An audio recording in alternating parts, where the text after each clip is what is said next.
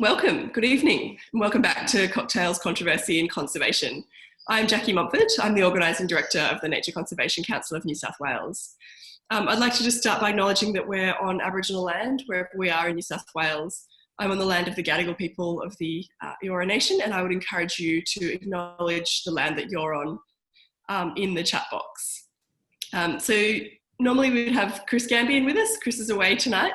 And in place of Chris, I'm joined tonight by Dr. Brad Smith, who's our Campaigns Director at Nature Conservation Council. Thanks for joining me, Brad. Thanks, Jackie. I'm very excited to be here on this side of the screen for cocktails tonight. So tonight we're talking gas. It's in the news a lot at the moment with Morrison's so-called gas land recovery and the approval of the Narrabri Gas project by the New South Wales IPC yesterday. But why do our politicians love it so much? It's a fossil fuel. And it's doing damage to our land, water, and driving climate change. Do we even need it? Well, tonight we're joined by some experts to help answer these questions.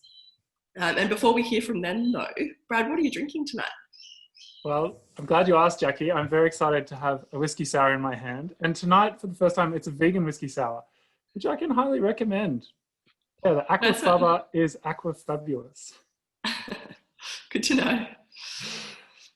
All right, so before we get started, here are the ground rules. If you're listening out there and you need a drink, jump up and grab one.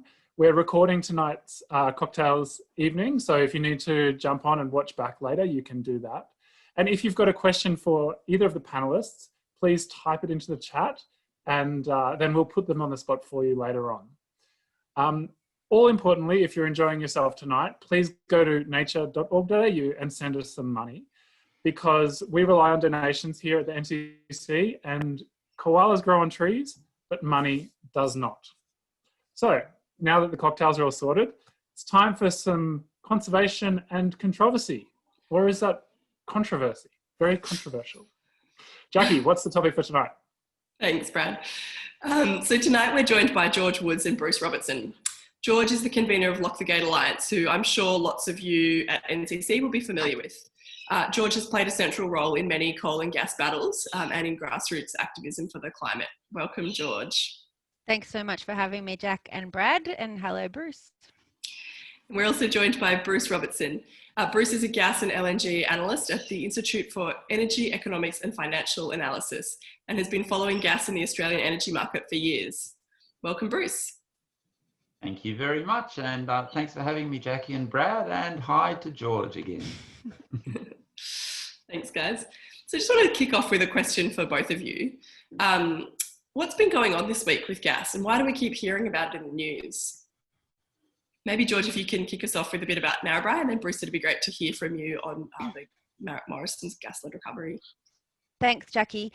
Yes, well, I'm sure all of NCC's supporters and members would be well aware that yesterday the Independent Planning Commission granted planning consent to the Narrabri Gas Field, which is sort of marking a turning point really in what has been already more than a decade's worth of struggle for people in the northwest of New South Wales fighting to keep coal seam gas out of their region. It's a really, it's a really devastating blow. There's a lot of very distressed people in the northwest who I suppose held on to some candle of, faith that government and due process would be afforded and would come down on the side of the sensible decision to not allow this gas field to proceed. I mean, our view of it really is that the Independent Planning Commission has been quite tightly constrained by the Planning Minister, Rob Stokes. He gave them an unreasonably short time frame. They've really clamped down on the IPC since they refused the Byalong coal mine consent last year. And so sadly, they have at long last granted consent. But it's far from the end of the story, of course. Santos have a long way to go before they can even begin to think about going ahead with that gas field. And all of the sentiment that I've been hearing over the last 24 hours from people in the northwest is a really stern determination. Yeah, great. And for people who are listening tonight and have heard about the decision this week and are devastated to hear about it, what are some of the sort of next steps that people can take to show their opposition? Yeah, well, I guess there's going to be a bit of a shift, really, isn't there? Now that the IPC process is over, I mean, a big part of what Santos will need to go ahead with the gas field will be money from the private sector. You know, they're going to be out there in the money market trying to raise funds to go ahead and build this gas field. They're going to need $3.6 billion to do that.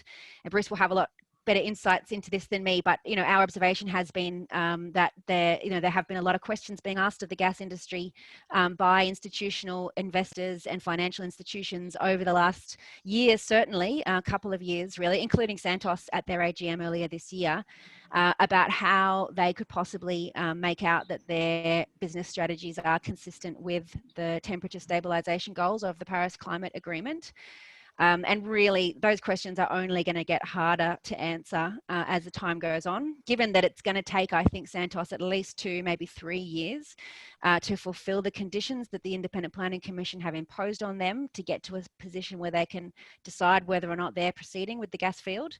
The question over whether, anybody will accept funding gas at this point in time, given we're already suffering the impacts of catastrophic climate change, is only going to get harder for Santos to answer. Yeah, sure. Thanks, George. Bruce, I might pass it over to you if there's anything that you wanted to pick up there on from what George said. But yeah, also if you could just talk us a bit through the gas-led recovery stuff that Morrison's been spruiking. Yeah, look, I'd love to pick on up on a couple of points that George said. The climate point is particularly pertinent this week because Xi Jinping came out and has said that China is going to be carbon neutral by 2060, which is much sooner than anyone thought. Now, the really interesting thing about this is the timing of it. He's sort of thumped a stake in the sand, so to speak, but it's 6 months before the next 5-year plan is released. So what he's telling his planners is this is where we're going and you had better follow. And you don't mess with President Xi. So look, I think that that's a pretty major thing for global coal and gas markets going forward. Just to pick up on that climate angle, the screws get ever tighter. The other thing I would note is that Narrabri has been approved, which is it's a very disappointing decision, especially for people like George and myself who have been, involved in, particularly George, who's been involved in the grassroots campaigning. And it is a particularly disappointing decision given the enormous opposition that was rallied to this project. But I was involved in the Gloucester Gas project. It was fully approved for 115 wells and it never went ahead. So, I would say to everyone out there, don't give up hope. Keep finding the weak points in Santos's case. Keep pushing the EPA to investigate them. If you just keep pushing and keep pushing and keep pushing, they've lost so much money, this company, over this project that eventually they will fold.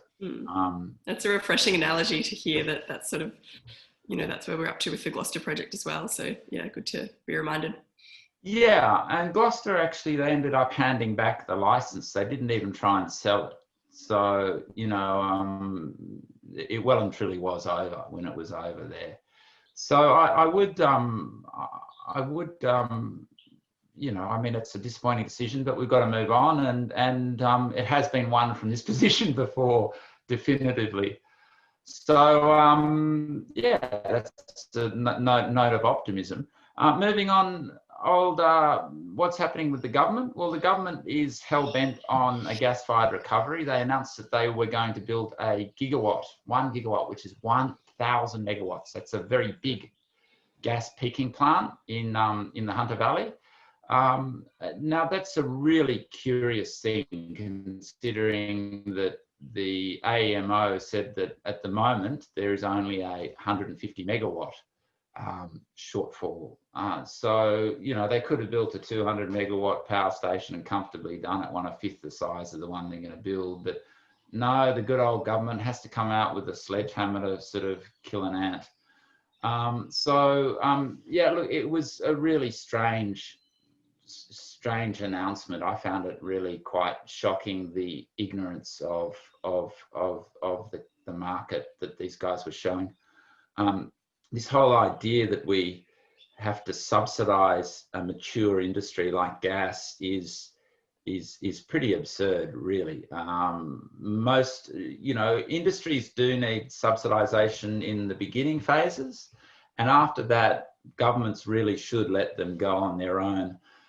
Wind and solar now, the renewable energy target has finished, that has been fulfilled.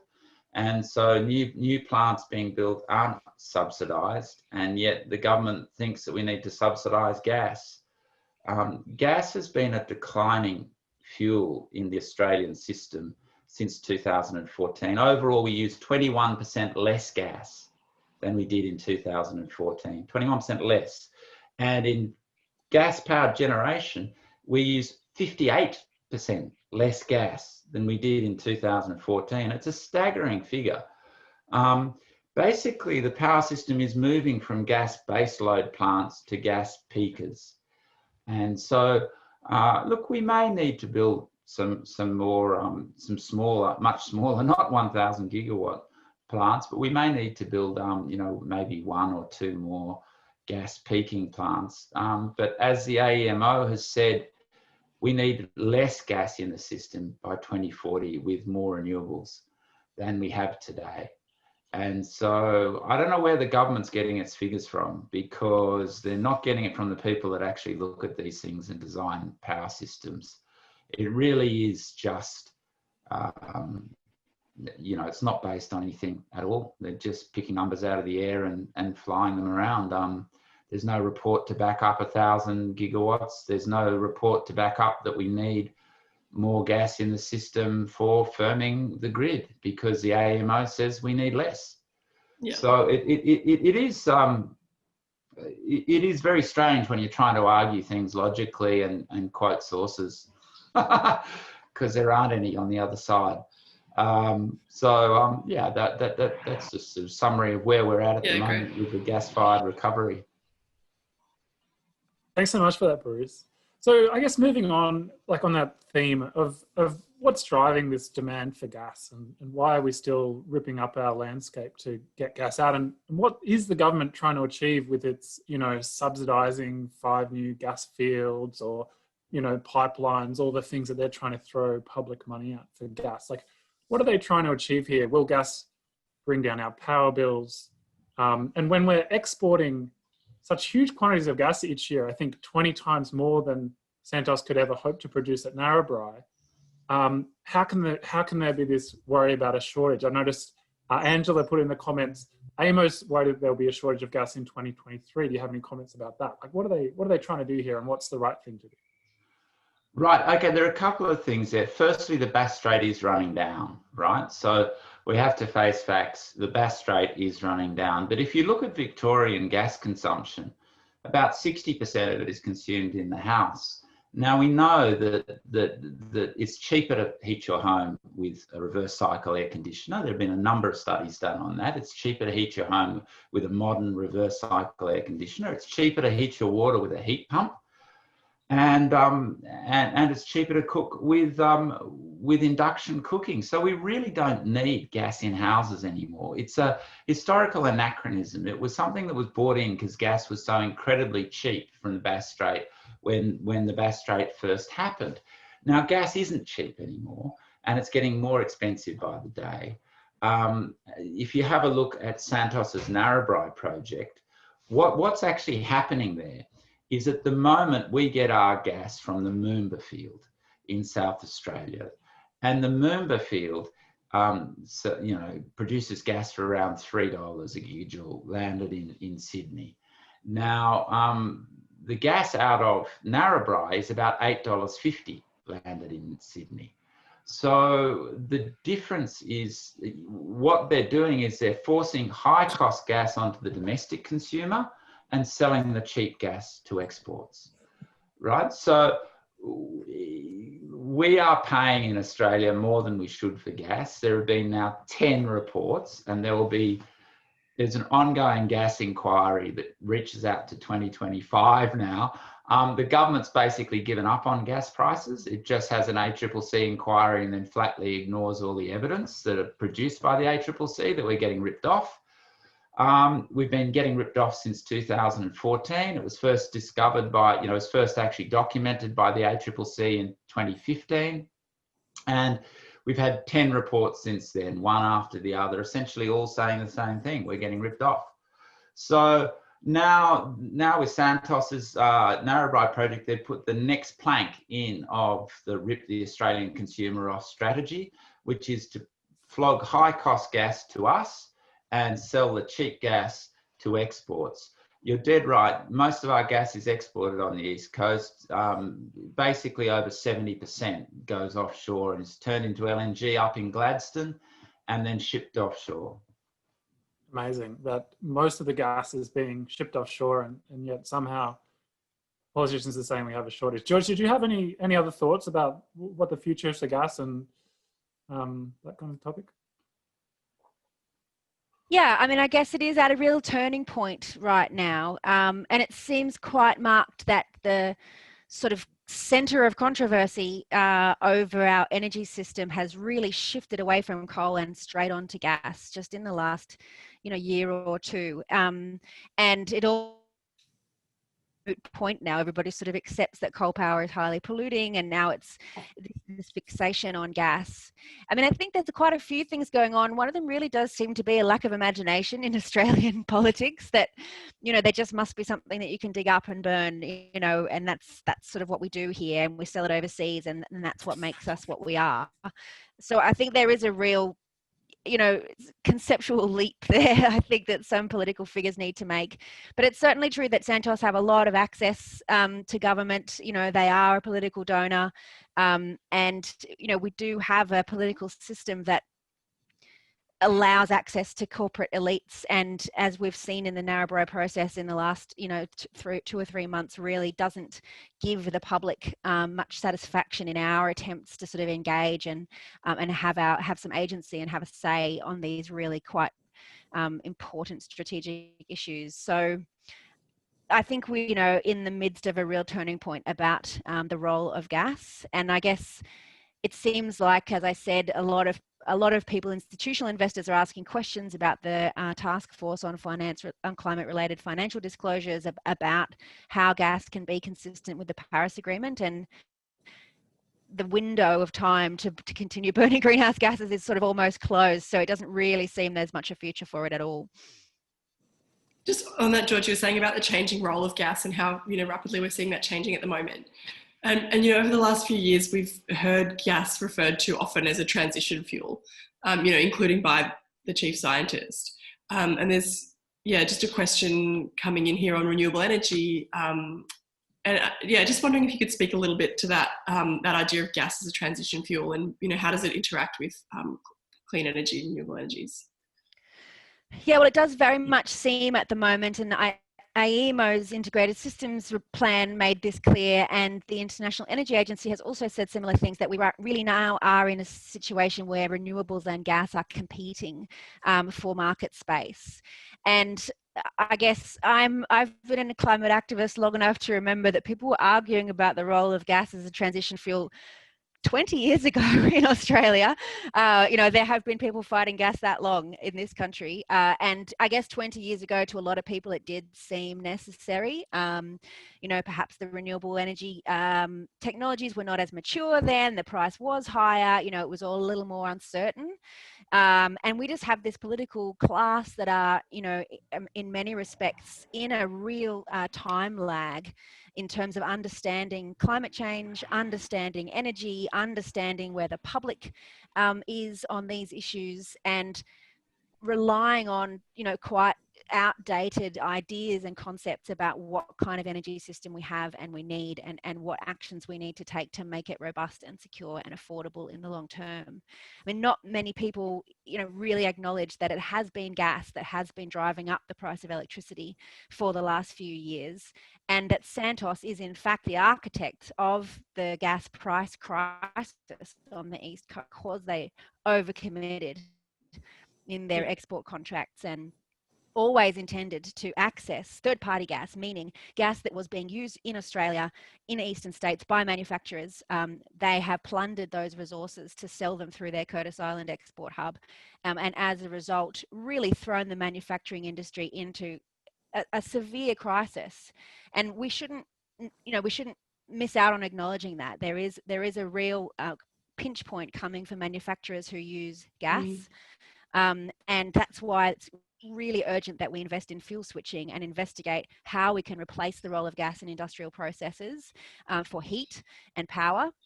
And there's only a very small sort of fraction of the manufacturing industry that actually needs the molecules of gas. Most of them are using it for heat and power, and I feel sure we can find a way to replace that doesn't cost groundwater in northwest New South Wales and doesn't cause this terrible division and distress in the community. Yeah, thanks, George. Bruce, did you want to add anything, just on the interaction of gas and renewables, or the role of gas in industry? Yeah, I suppose we really should go back to, is gas actually, better than coal, for example? If you're talking a transition fuel, it's meant to transition from coal through to a renewable system. There are 2 points. Firstly, the amount of greenhouse gases sourced from methane have been underestimated by between 25 and 40%. That was this ICE core study that was done. So firstly, we're underestimating the amount of fossil methane that's leaking up into the atmosphere. The second point is that according to the CSIRO, the gas industry funded arm of the CSIRO, gas in gas peaking plants is only 31% better than coal. It's not 50%.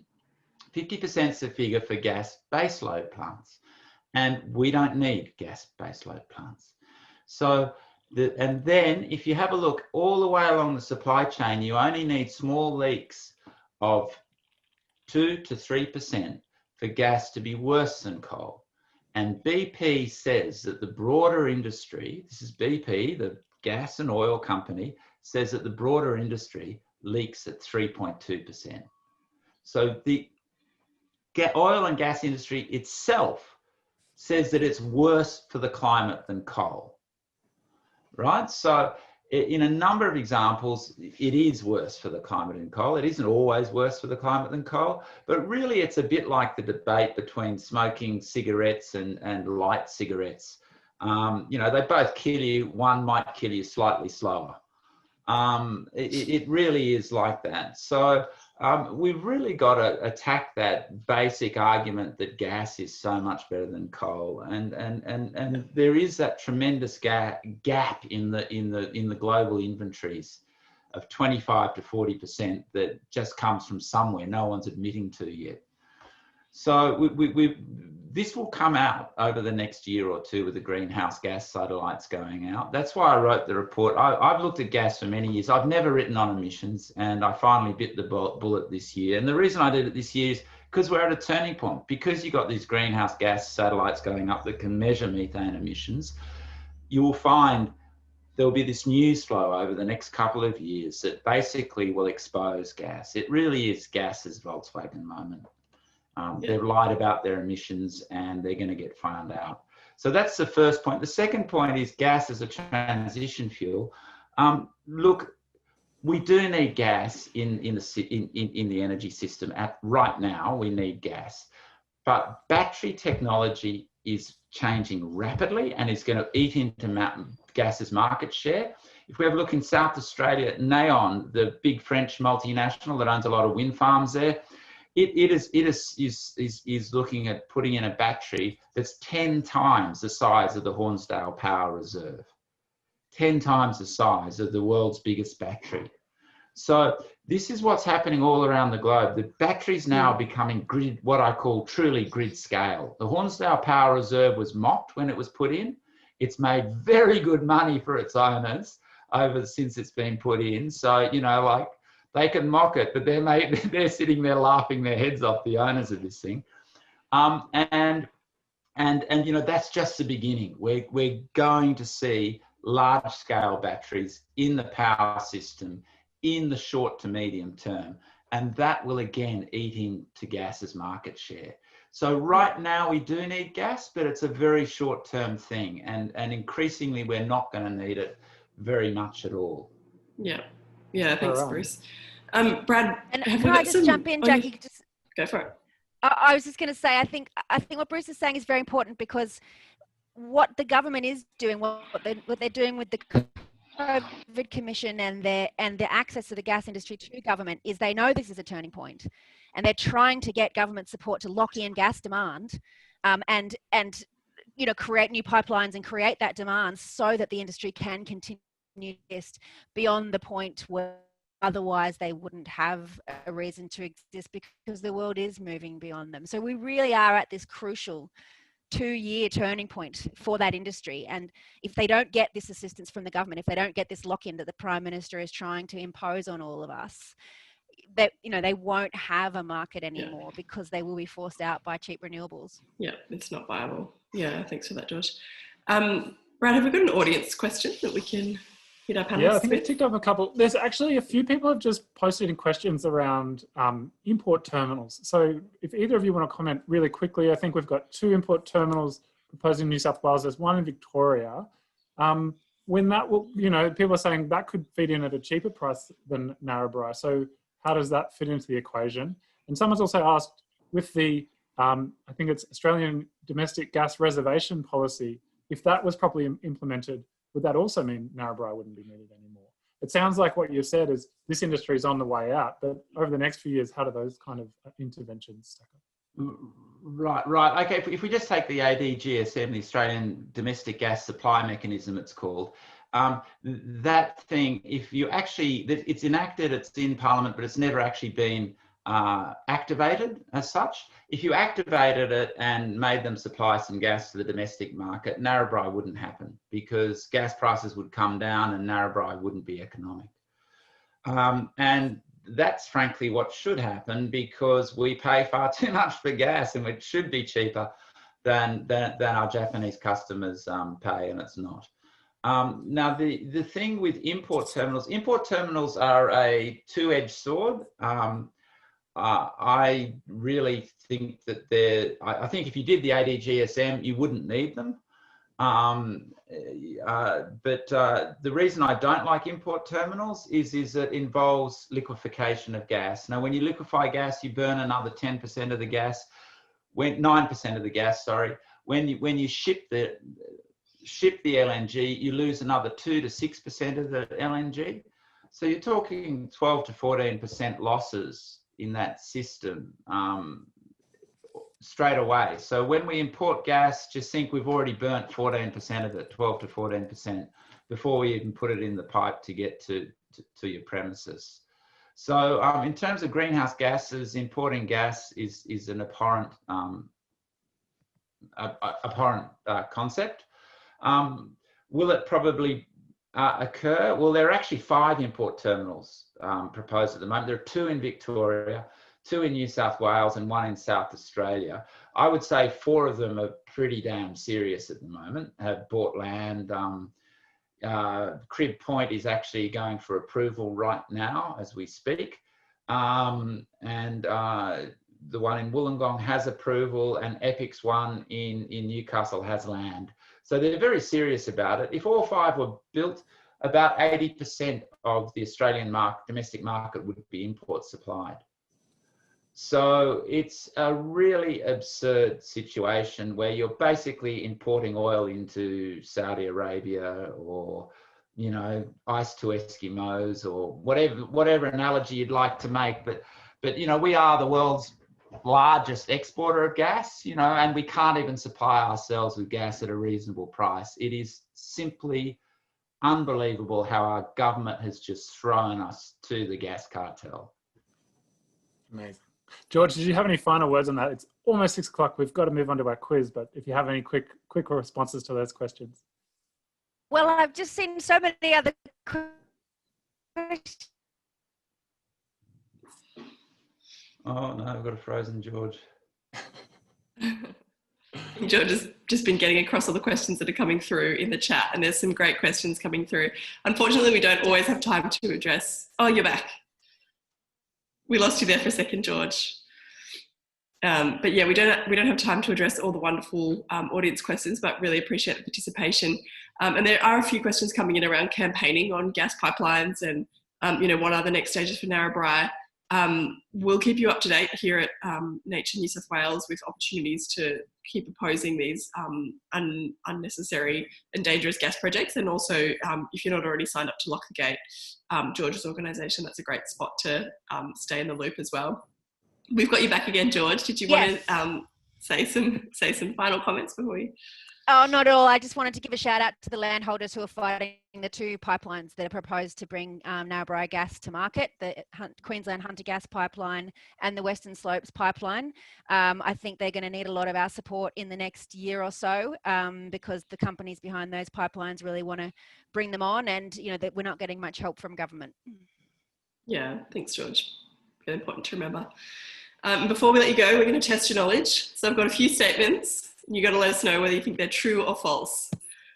So before joining the government's COVID commission, all commissioners from the private sector gave up their pay from the gas and mining companies to avoid a conflict of interest. Is that true or false? George and then Bruce.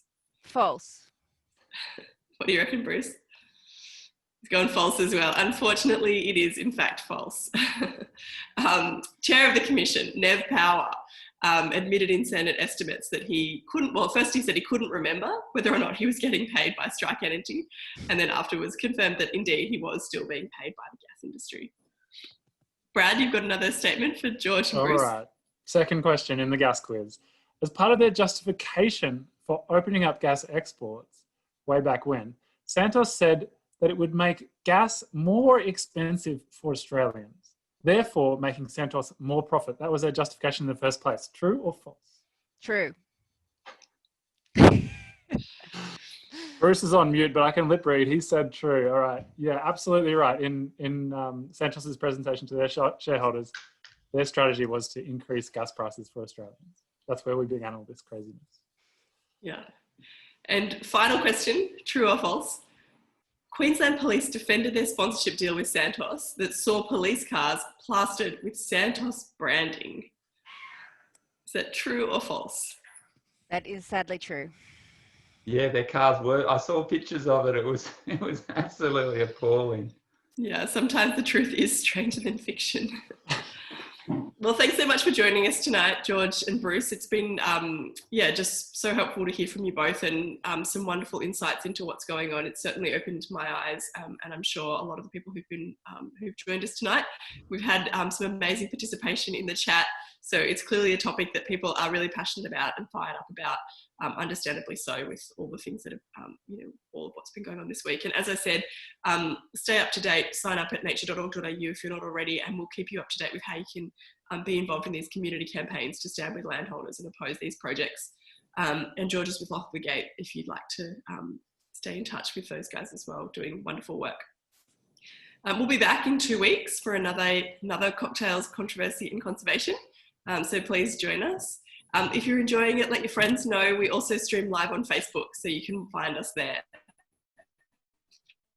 And once more, if you do like what you see, please head along to nature.org.au and donate so that we can keep doing the work that we do.